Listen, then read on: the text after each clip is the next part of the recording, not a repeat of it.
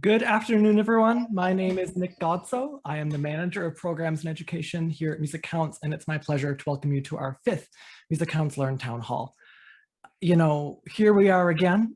We're about to head into another school year that's filled with emotions of unpredictability and concern, but also maybe some excitement that we're going to be able to get back to some things that we weren't able to do before, but it's certainly unusual, so we thought it would be a good time to convene a group of fabulous music educators and researchers and artists for a conversation on how we're feeling right now and what we've learned during the past year and a half and how we can take some of those lessons forward to continue to meet the needs of our students. So again, thank you all for joining us. This is meant to be a conversation. So for those of you watching from across the country, thank you, and introduce yourself in the comments. Tell us who you are, where you're from, what you teach, why you're here, and if you have any questions at all, please do drop those in the comments throughout the town hall today. We're going to be addressing some of those questions throughout the event and at the end as well. So please do.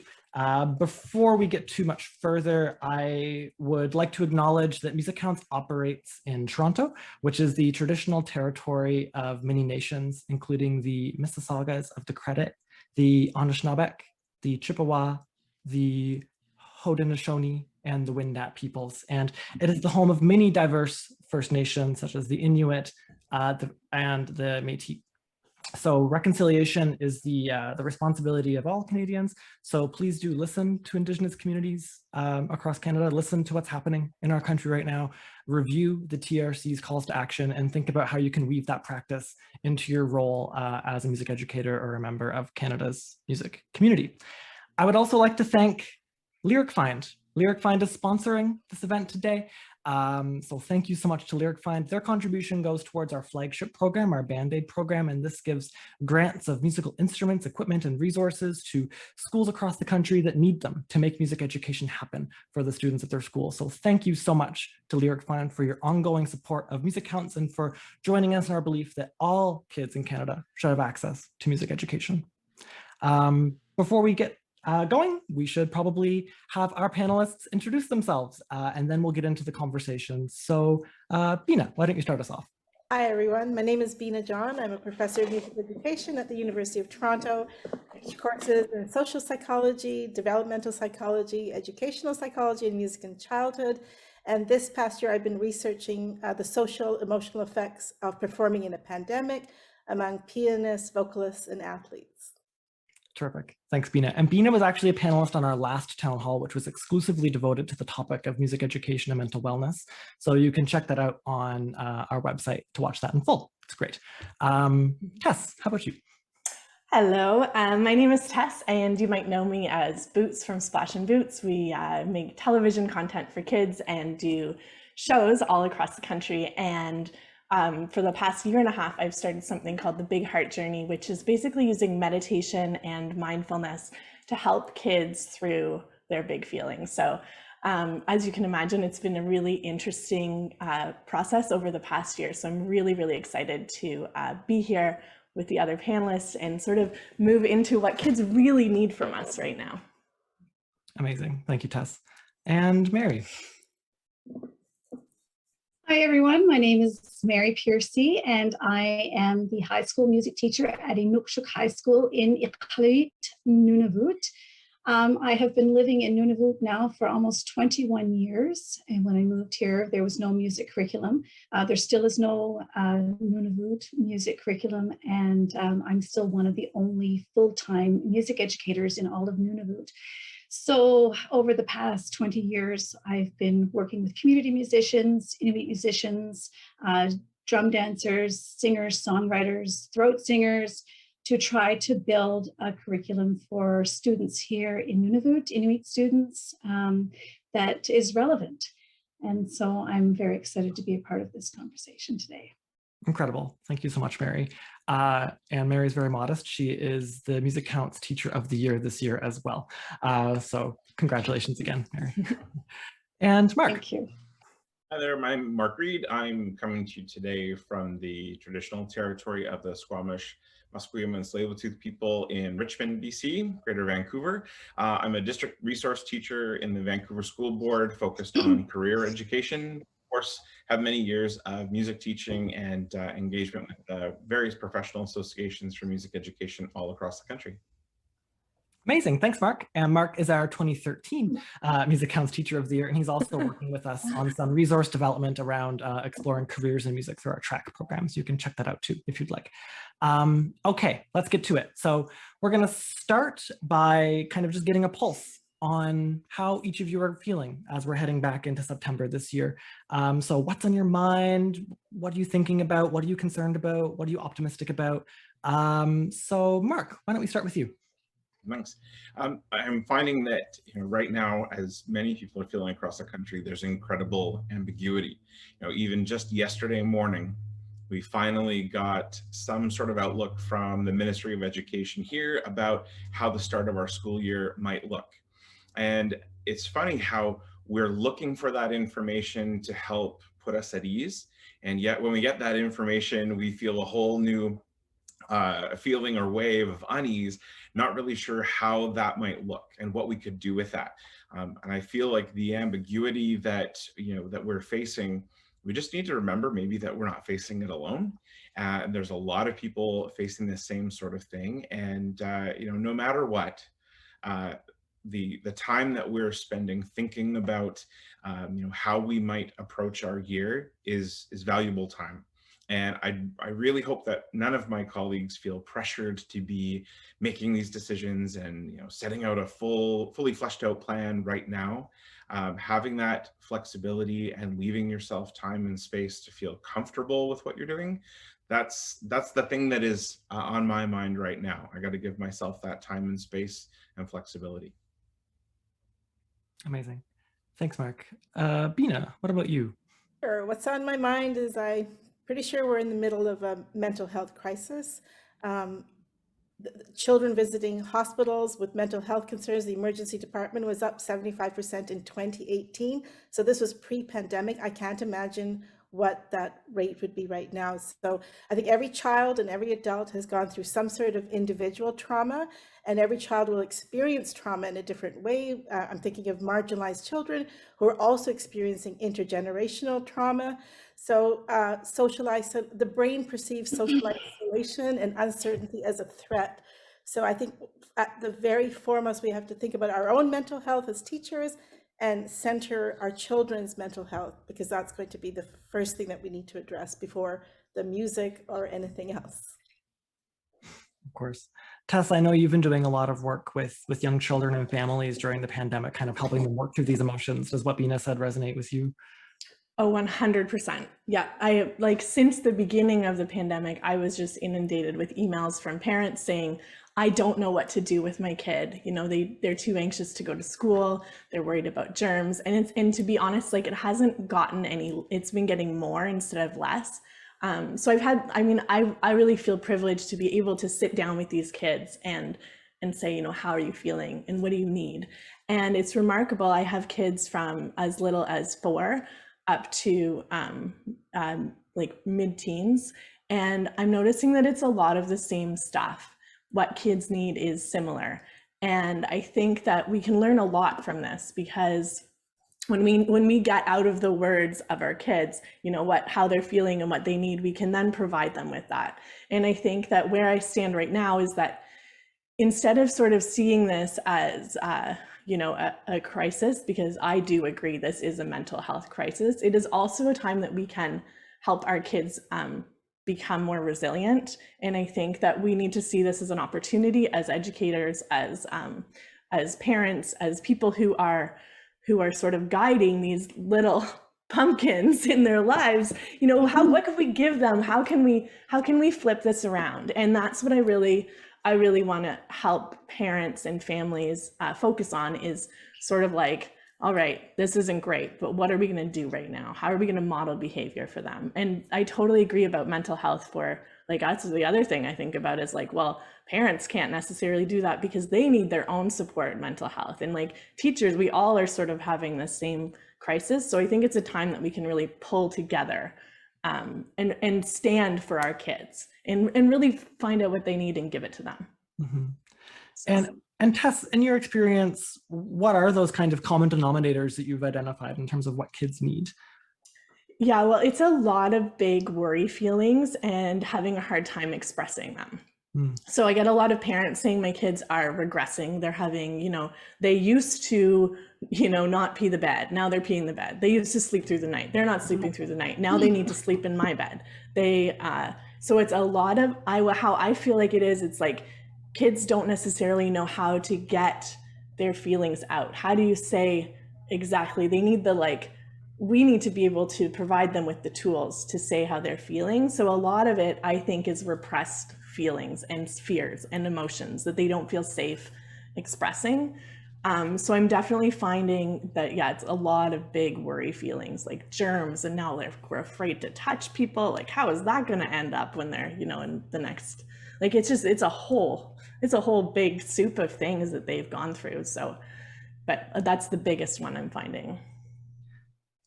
Mary, before we move on to you, Bina, does that resonate with the research that you've been working on and the research that you've been acquainting yourself with over the past year?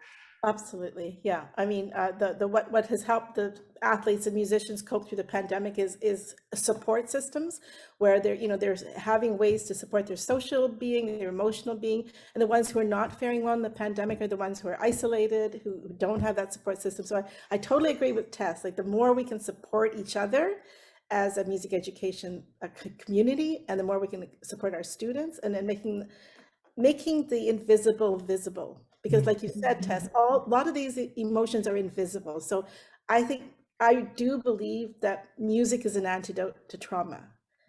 And if we're very intentional in the ways in which we engage children with music, we can bring those invisible feelings to visibility where we can actually talk about it.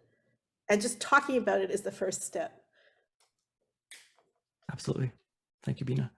And Mary. Sure. Well, just to piggyback on Bina's comment that music is an anecdote to trauma, here in Iqaluit, my music program is a safe space for people to come together to make music and to create music.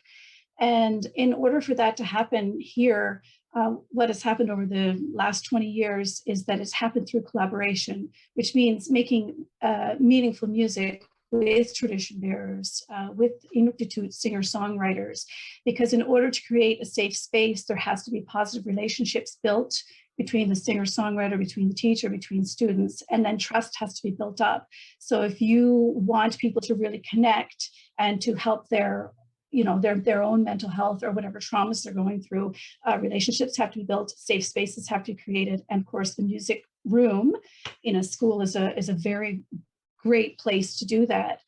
And so one of the challenges that I'm facing right now, because my program is so collaborative, because I have people coming into the building on a regular basis, the same people, so that these relationships can be built so that the good music making can happen.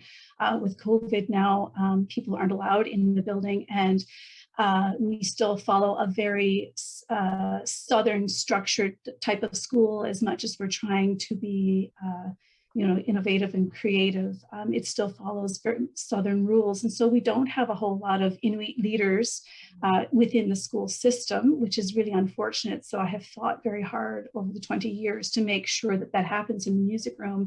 And now all of a sudden, because of COVID and because of our health restrictions, Inuit leaders are no longer allowed in the classroom. And so one of the big struggles then is, how do you foster a program that is going to help people's mental health if those relationships can't be built person to person? And of course, that has to be done through technology. And as we know, we need to find ways to make it happen in a way that the students' mental needs can be met. So I think that's where I'm at the moment, and how to still foster those relationships so that the music making and the music learning can be authentic and come from Inuit, and so the relationships can be strong, and then people can go through truth and reconciliation and become head towards healthy individuals. Incredible. Thank you, Mary. Mm-hmm. Any responses to that? I want to come back to something that came up a lot, is this idea of as music education and the music classroom as a safe space for folks that that may resonate with, and that's something we all kind of understand, but is there any perspectives that any of you can offer in terms of how to create that space and how to foster that safety in the context of the music room and music education? Perspective on this from the last few months that's shifted. And you know, where for years I've used the term safe space, I'm not using it anymore because that's not always something I can totally guarantee is going to be the case. When we've got a bunch of people together, we all know that all it takes is for one student to react unexpectedly, and that safety can be quickly compromised. But shifting the language towards brave space, that this is a place to come in, and even in that moment where someone maybe doesn't give you the reaction you're expecting, just shifting to this idea that as you come in, you can come in with some bravery, and you can come in and you can expect, for the most part, that you're going to have the risk taking that you engaged in supported really openly by your peers and by teachers as well. And I think that it doesn't matter if it's students coming to the classroom or it's colleagues going into a department meeting or a staff meeting.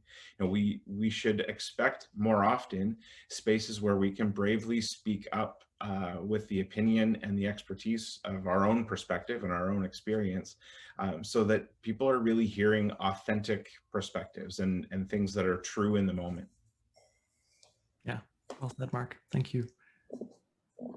Any responses to that, Bina? I feel like you were. Yes. Yeah. Oh, yeah. I'm just like, oh my God. Yes. Absolutely. Yes, so I love what you said about the brave spaces, because absolutely. And I think, you know, right at the beginning, we should ask our students to share their brave stories. Like, what did you do during the pandemic that, you know, you felt really brave about, and open to our vulnerabilities, and maybe share your own brave stories, and maybe share the stories where you didn't feel so brave and you felt threatened. I mean, the more we talk about that with our students, I think, I agree with you. We can't ensure safety for all because we can't predict what will happen, but how do we promote that bravery? And, you know, we have to model the bravery ourselves and show ourselves as vulnerable. And maybe that'll help the students to, oh, this is okay. These feelings are all right. I can be vulnerable and I can try to be brave, right? So I just loved what you said about the bravery and the relational aspect, Mary, that, you know, that is so fundamental to. Mary and I studied together for our doctorate program, and I think of Christopher Small, who basically says music is a relational art. Music never occurs in isolation. You're always doing music with, even if you're listening to music, you're listening to someone who performed that music, right? So it's so intertwined with, it's just the opposite of what we've all been experiencing as the result of COVID. And Tess, I know, oh, sorry, go ahead, or Mary. Yeah. I was just going to say also within the classroom, making sure that students have ownership. So a lot of the times I try to stand back as the teacher, and then the students become the owners of the music room. And just having mentorship programs set up where students are teaching and from each other and learning from each other. So one person who's probably experienced some sort of trauma in their life, a lot of the times I don't know what that trauma is because I'm not privy to that information, but a lot of the students within the community will know what has happened. And oftentimes, you know, when you have a leader, a student leader in the classroom who may be teaching music, but may also be sharing personal responses to that music in a safe way, that will help the younger students then to also participate and respond. So I really like the brave space because it enables older, mature students to be leaders, and then the younger ones also to participate. And of course, it takes courage and bravery to take on that leadership role, but then it also creates that wonderful ownership. And all of this room, this music, it's ours, and it's a place for us to grow musically, but also to learn and to heal. Tess, I want to go back to this idea of kind of like emotional vulnerability and how to foster that in a really positive way. I'm sure that's I know that's a cornerstone of some of the work that you've been doing. What's that process been like? Well, first of all, yeah, a lot of what I do is creating a brave space, but I've never really thought about it like that. So I'm really excited to use brave space even just tonight with the kids. And I think that a lot of what I feel works in this way is we do something we call a heart check, where kids can express how their heart is feeling, but we provide them with different, you know, words that they could use. I'm having a feeling soup, and that's when you're having lots of different feelings. Because sometimes it's like, if you imagine a kid, you know, the first time you experience anxiety, that must be so scary, because you're like, I was totally fine, and now my whole body has been taken over by like a monster. Like anxiety, now that we kind of know what it is still horrible as adults. But I like to think about, you know, what was the first experience for kids when they first had those big feelings, and how can we say in those moments, that's okay. And a lot of the work that I do with the kids is making their feelings, like in order to create that safe space, that brave space, is making them aware that there's other kids who also have those feelings. So it's a lot of like, you do a heart check, and then it's like, has anyone else here ever felt like that?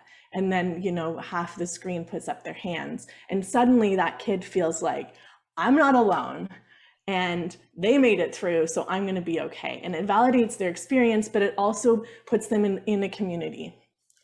So I think a lot of how we create that space is really connecting them through their feelings. So you're not on an island, which so much of us have felt this year.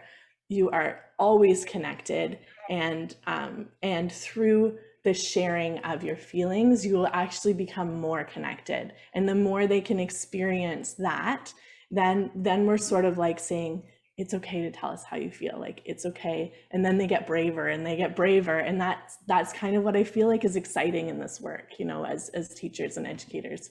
It's to help them be more brave.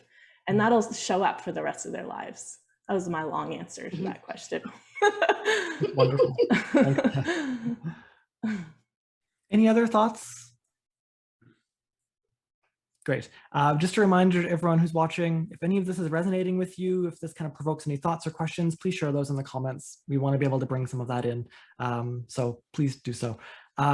Okay, let's move on. I want to talk now about what we've learned during all of this. And I know it feels like the pandemic has taught us maybe too much sometimes, but you know, reflecting on the past year and a half and a bit, what lessons are you going to take forward to inform, you know, how you are an educator or how you work with children? Mark, can we start with you? Yeah, I think one of the most unexpected things that I feel like I've learned over the past year is that I am equipped with so many more tools than I realized in how I can respond to a situation. How I can demonstrate that response in a way that shows other people ways that is okay to respond, that it's okay sometimes to say, I don't know, and I need a day. I also feel like one of the most special things that's been learned over the last year, maybe reminded us in a bit of a different way. You know, not every music teacher across the country is a member of their provincial or territorial association. But those associations have still been doing so much work behind the scenes to advocate for maintaining what we do in a way that is as close to normal as possible. And I think about even just in the last week or so, you know, the work that the Ontario Music Educators Association has done in cooperation with the Ministry of Education in Ontario to see, in some cases, just a couple of words changed in terms of what that advice and what that, you know, what the rules will be for the fall. And those little things like that, they actually are gigantic. And it makes me feel, you know, proud of the work that the various MEAs have done all across Canada over the past year. But maybe even more, I'm reminded that it's important to have membership in those organizations, if for no other reason to sort of grab that community and be all together. And the one other thing that I should mention, because I think it's really special, is that, you know, we all rely on the publishing world to provide us with a whole bunch of music that we can choose from to put together really magical learning experiences. And I think it's really special how many composers and publishers rapidly shifted gear so that there was suddenly a whole bunch of flex band repertoire, for example, available to us, that there were people going online to say, this is how you use certain technology if you want to put together a virtual choir experience. You know, just these different ways of thinking flexibly about how we do things so that every student could still find a way to contribute. I think that that's pretty special. And maybe now is a time to think about how we carry some of those ideas forward. You know, what aspects of technology or different repertoire or, you know, the shifted priorities that we have, what do we want to actually keep carrying forward? Maybe the key question, do we want to renew our membership in that MEA? And the answer to that one, I think, needs to be yes. And a really judicious self-reflection on, you know, what you've enjoyed in the past year and what students have enjoyed. Where have we seen some student thrive that wasn't thriving before, but in the last year, suddenly we've seen more from them. So what can we do to carry certain experiences forward that still keeps that student engaged in that same sort of way? There's such an incredible volume of things that we've learned. And I'll go back to the very first point that I made today. We've also learned that it is important and valuable and okay to take time. And I've said this so many times, I'll say it again probably today, but what teachers are doing is enough. It has been enough. It will continue to be enough because we can't give more than we have. And, you know, that's a pretty key lesson I think we've all learned. Terrific. Thank you, Mark. Any responses to that? Yeah, Mary, go ahead. As I sit here and listen to Mark, I just realize how different my experiences and my context is maybe from so many of my Southern counterparts. However, the one key thing that is the same, of course, is the use of technology. I think what I have learned, and of course I've been learning over the past 20 years, is, I mean, I'm a white person teaching in an Inuit community, and as I grew on those experiences, I realized that the way that I learn music, think about music, teach music, or even a worldview is completely different from, I mean, everyone within the community. And in order to be able to make the music program work, we had to, you know, completely and utterly change how the music program would function. And that, of course, would be to use Inuit voices and to use Inuit worldviews, Inuit music, because the way that things connect is completely different from my own experience. I think what I have learned as I have now also been more active in, definitely not a territorial music coalition, because we don't have one, but I have now sat in on a number of meetings with Canadian coalitions, and I realize that it's not just Indigenous musics that are absent, but of course any type of multicultural music. And if you sit in on any of those meetings, you will notice that the diversity, even amongst the music teachers, isn't there, which means that we, as a group, you know, I think we need to really look at music education teacher programs, how we learn and teach music. I mean, if we are really going to meet the needs of our students, and of course my students are Inuit here in Nunavut, but if you're living in Toronto, you of course have a diverse class. How is it that maybe us, if we stay connected as music educators, you know, how can we work together using community resources and everything else in order to meet the needs of our students? I don't know if that resonates with everyone, but I think there needs to be an overhaul of the whole system, and I don't know how, you know, it would happen. Even when you talk about technological music, I mean, my students are on GarageBand, they're doing all kinds of stuff, and I don't even have the knowledge or the language to be able to participate in something like that, and to be able to bring key people in to help with that. I mean, and I guess that can be a whole culture of its own when you talk about teaching music and culture. But it is really good to stay connected, and definitely, I mean, just look, I'm speaking here much my own on behalf of Inuit, and I really wish that, you know, it was an Inuit here speaking. At some point, maybe that'll happen. No, thank you, Mary, for that. I know our Faculty of Music is going through a whole reckoning. You know, we are so deeply rooted and colonial structures, the preference for Western art music, saying that that is superior to all other musics. I think we absolutely do have to overhaul our music education process. Representation, who is being represented? Do all people see themselves in the music that we're, playing? And I really think that the pandemic has really brought that to the forefront. And it's made us, and post George Floyd, all our students of color have said, we are not represented. We need to see ourselves in the music. And I think about things about, hierarchical structures, our power structures as teachers. We have that, we come from a very high point of privilege, but how can we equalize our music making opportunities? I'm thinking of, improvisation, collaborative music making, where everybody is equal in terms of skills, so that everybody feels, again, safe and brave. Because if you equalize everything, then it's much easier to enter into the musical conversation than feeling that you're somehow inferior because you can't read musical notation, or you're inferior because you can't play the piano. I mean, we really have to rethink all of that, because our demographic is changing, and those conversations are happening all across the world. Thank you, Bina. I'm curious about this idea of overhaul, like you said, Mary, because it seems like we've, over the past year, have had to undergo overhaul to a certain extent, where we've had to kind of let go of certain things that, I think the music education community had prioritized before, and it has kind of shown us that priorities can be shifted, and maybe that's not a bad thing in some cases. So are there any thoughts on that, how we can kind of keep this momentum going as we kind of quote unquote go back to normal? Of course, I don't know if normal is something to necessarily aspire to. So any thoughts on that?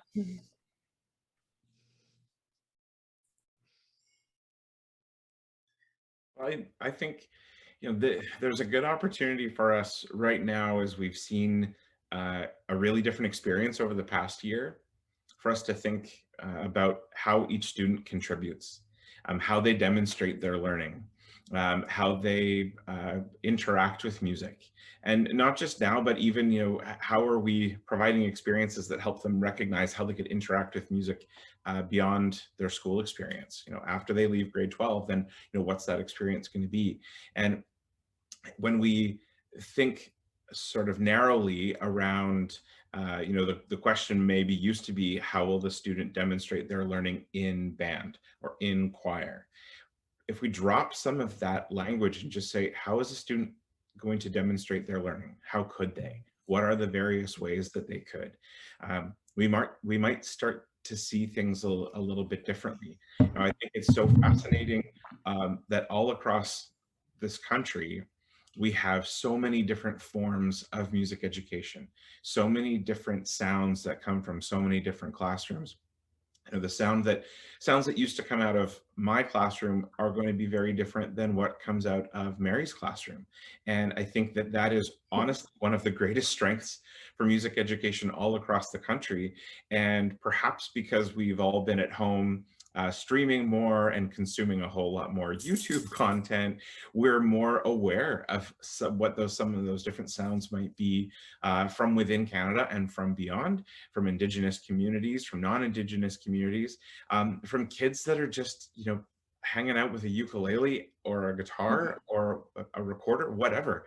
It doesn't matter what instrument, that they're just experiencing and experimenting with how they might contribute or demonstrate their musical learning. Thank you, Mark. Any responses to that? Awesome. Tess, what have you learned during all of this? Yeah, so I think that, what we've sort of all learned collectively as a community is that mental health is really important. And it's always been important, but part of what makes me sort of excited is that now it's in the forefront. Kids have always needed us to help support their mental health, but now there's like this awareness that they really need it now. So I think that that's a really important thing that we've all learned. And I think the other thing that I've learned is that healing really happens in community. And I just read, Sick Kids just did an amazing study all about the impacts of the pandemic on children and families. And one of the things that they discovered is that So if kids are going through trauma and we all have like a stress response that happens. And then when we have a lot of traumatic experiences in a year, then our stress response starts to get bigger and bigger. And then if we're not given opportunities to, the difference between kids who can have this happen and have fewer sort of ramifications as they get older, and the difference between kids who just like automatically now have a heightened stress response for their entire lives, now one thing happens and they're in anxiety immediately and it sort of like snowballs, is having a caregiver to talk to. And so I think that what I've learned through the pandemic is that we can't always rely on parents to be that caregiver, because often parents are they're also having a stress response, you know, and they're dealing with kids at home, and parents have just been amazing this year. And so as educators, we have the opportunity to be that caregiver. And I think that one thing that's really kind of exciting that I feel is that if we can sort of provide that, even just one kid with the time to say how they're feeling and really express it, we don't really know what the impact of that can be, but I think it can be, you know, I think that we can have long lasting, really important impacts on these kids' lives just from being that person for them in that moment. So, you know, if I could offer sort of something for that feeling, like I get it too, that overwhelm, that like, this has all just been a lot for everybody. But we just don't know what kind of impact we can make. And I think that with the little ones in our lives, it's really important to remember that this tiny little moment for them might be a big thing. It might help them in a really big way. And so if we can focus on that kind of possibility, I think it's you know, kind of flips it into something more exciting in a way. Absolutely. Thank you, Tess. Any responses to that? Any other lessons that we've learned that we feel like sharing right now? Okay, let's move on to what we're going to do now.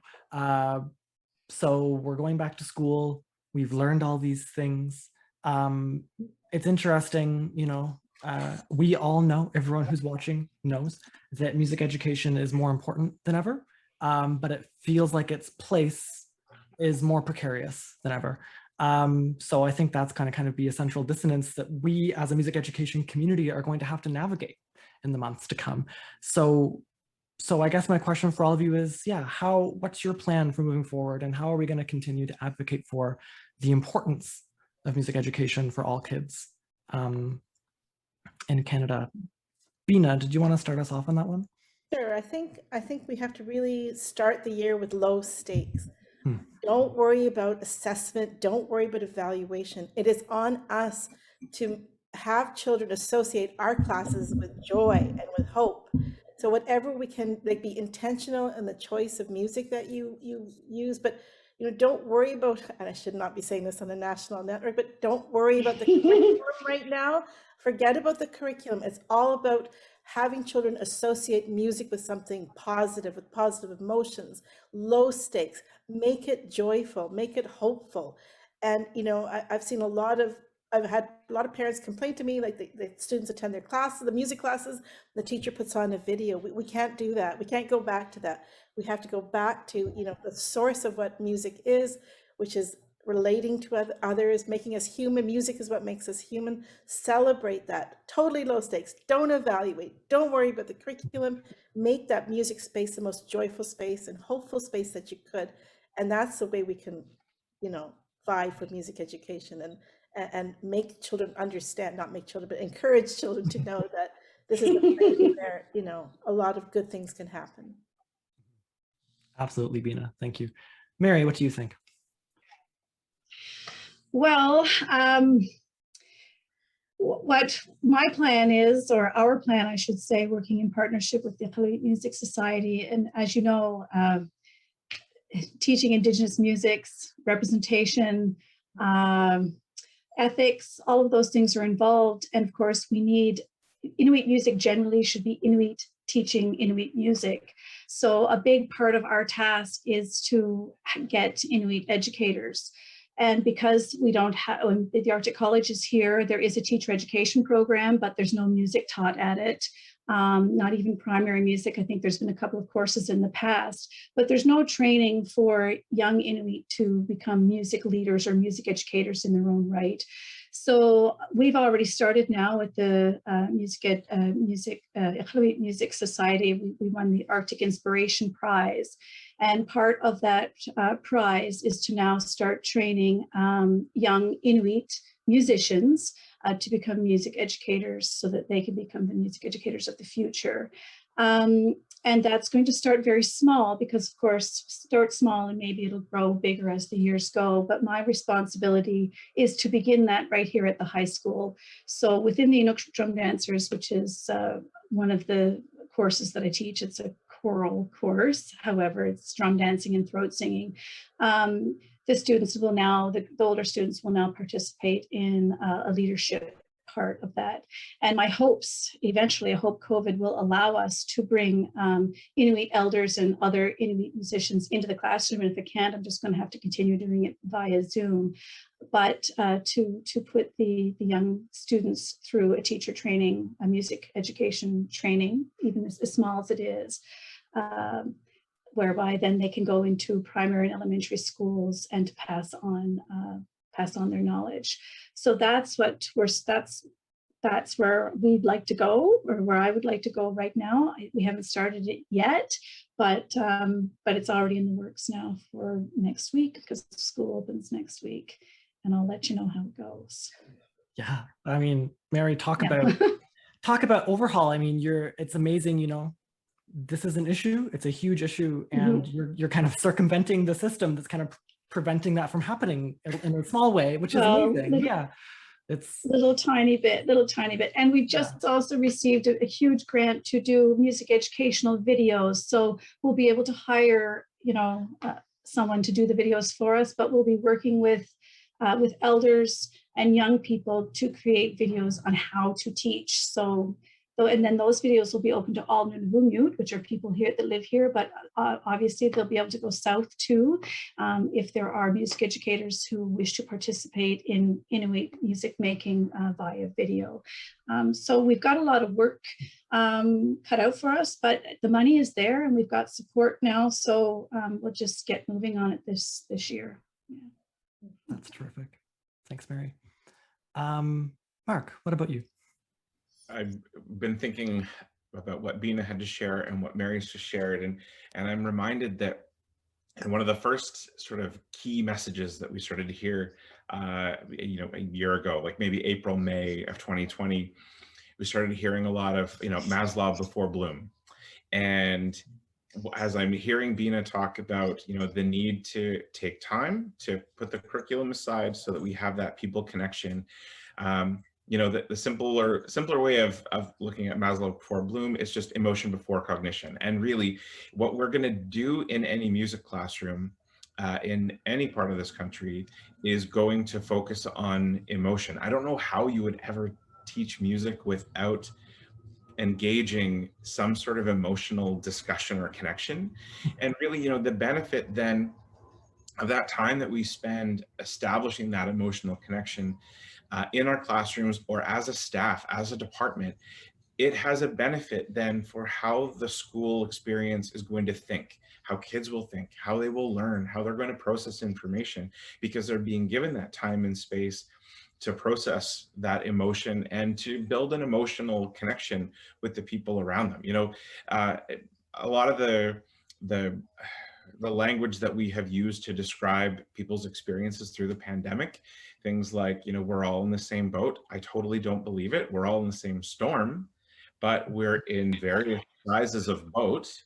And the reality is that we need to share the experiences that we have had with the people around us. So we establish what that, emotional position is that we're all bringing into the space.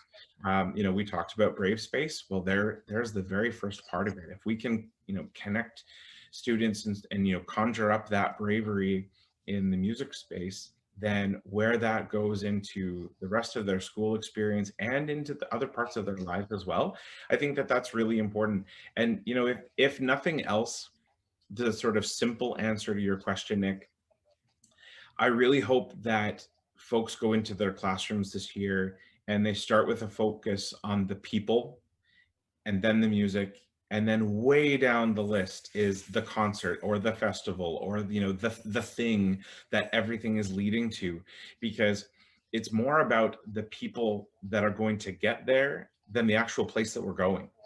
And, you know, I can think about so many students that I'm still connected to, even though they've graduated, and that's because of the time spent focused on interpersonal connection.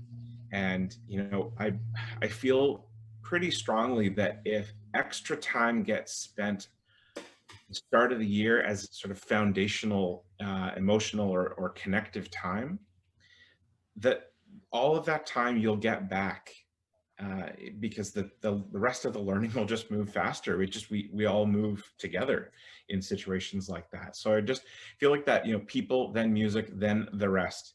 And as I said earlier, and I'll say this every day to anyone who needs to hear it, all that we're doing is enough. And the more that we share what we're doing and how we're feeling about what we do, we find new confidence in those decisions or in making new decisions. Not necessarily correcting mistakes or not getting rid of previous decisions, but thinking about what that new decision-making process is going to be. And, you know, the only way to move forward is essentially to put one foot in front of the other. But isn't it more exciting to do that with someone else and to know what their journey has been, so that we're all learning from each other's experience? Very beautiful. Thank you, Mark. Any follow-up to that? Tess, what are you taking forward? Well, first of all, I just love all of this joy, focus, joy and music and connection. I'm just like, yes. So that makes me it makes me so happy to know that that's what our motive is, to give kids. And I think for me, with the Big Heart Journey, we have new programs coming into place in the fall. And my main thing is, how can I support teachers in those moments when you're just like, I don't know what to do. I'm like, I got something, try this, you know, and support teachers and parents and kids in creating a routine. Because I think that we've all lost routine over the past year, especially kids. So if we can have, you know, you just have one thing that every time you go to class, we always do this thing, we always do this mindfulness thing, we always dance, we always do this thing that connects us to our joy. And if teachers don't have to think too much about what that thing is, I think it would help take something off of their plates. If parents don't have to think too much about what their bedtime routine is, which also needs to have joy and music, like it's all about that, then I think that I want to be that sort of like, I'm like, I got you, we can do this. And sort of just supporting in whatever way the Big Heart Journey programming can in those moments. And I think that as music educators, which I'm not exactly, but in a way, I think that there's so much, like I was thinking the other day, I was getting kids to talk about their feelings in terms of like the solfa scale, because you can be like, you know, are you at the low do? Are you kind of in the middle? Or are we like at the T? Like, how are you feeling? And how can we use music to help them express it? Which is like, it's kind of exciting because kids learn in so many different ways, and music and art are, you know, different kids have different brains, and the kids who really resonate with music will all of a sudden have a way to just be like, I'm really feeling like this. And to be able to do that in classrooms, I think is exciting. And I love what all of you are doing. And I, you know, for people watching, I just think that, again, as I said before, this is an opportunity to create the joy and through expressing emotions and dancing and moving to music. Incredible. Thank you, Tess. Any follow-ups to that? No? We have a couple questions from folks who are watching, which I think should round off the conversation really nicely. One of the first ones is from Michelle. She asks, how do we sensitively name non-Western music? Cultural music, she thinks, doesn't quite sum it up. So how do we label non-Western without making people feel like the other? Which I know is a huge question, but any initial thoughts on that? I think you should name the music for what it is. For example, It is. we used to have an ensemble called African drumming, which is sort of ridiculous because Africa is a continent. So now we've switched from African drumming to West Ghanaian drumming. So call it what it is because it will have a name. And that way you're not othering. Yeah, that's great. Any other thoughts on that? The only thing I'd add, and I'm sorry I had to mute, but the dogs are barking a little bit at home here. You know, there are so many times that we hear people use the phrase music as a universal language, and it makes me feel so uncomfortable when I hear it that I feel like I have to immediately say back, it's not a universal language. It is, however, a collection of languages, a collection of dialects. There's a whole lot of different ways for us to hear music, and we will come to learn those languages. And I like what Bina has said, calling it exactly what it is helps us to recognize that there are those differences that are like different flavors. They're like different experiences, different languages. They're going to land on our ears in different ways. And there's going to be things that we find intriguing and questions we want to ask and connections we might see. And the best way for us to do that is by using that specific language, you know, especially early on. I wish, as Bina says, I wish we could go back a generation and instead of, you know, the African drumming movement and wave that came through, I think, all across Canada, and to think more specifically about, you know, where did this particular tradition come from? Whose tradition is it, and how is it a part of their culture? You know, making that connection is so important. I think that's, I don't want to put words in Mary's mouth, but I feel like that's a big part of her personal joy in living in Iqaluit, that she's able to experience how this music is directly woven into the fabric of a culture and a community. So being able to call it exactly what it is honors that tradition and honors that history. And certainly within that, of course, you can get even more and more and more specific. So the more specific you are, the better it is, of course, because you have Indigenous. And then with me here, it's Inuit, but there's also so many different subgroups of Inuit. And the more you know, yeah, that's the respectful way. Yeah. Thank you, Mary. A question that I think will be interesting for us to end off on is, what is the goal of teaching music? And goals in all caps. And then she follows with, what is our mandate? So for each of you, I guess, what is your goal? Anyone want to start? I think the goal is, I'll start, is finding spark. Like, how do you help a kid find spark? Find joy. It's back to what Bina said with the joy, but I think it's like sparking that little bit of like excitement, that life magic feeling. And I think music just like, it has the ability to do that. And so for me, that would be the goal, getting the spark back after this year. I like that a lot. Anyone else? I'm thinking a little bit, Nick, about the recent work that MusiCounts has done with the track resources, those videos, and getting us all as, you know, teachers and students to be thinking about, you know, what this goal is. And, you know, the goal evolves over time, but what is central to it, what is the sort of persistent element of the goal, I think, is for us to help kids understand that they can be connected with music.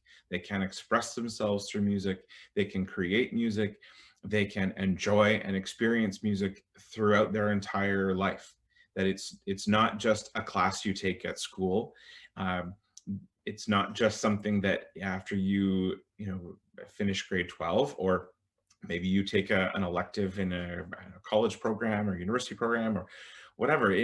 We're all going to find different ways that we want to keep engaging with music and intersecting with music.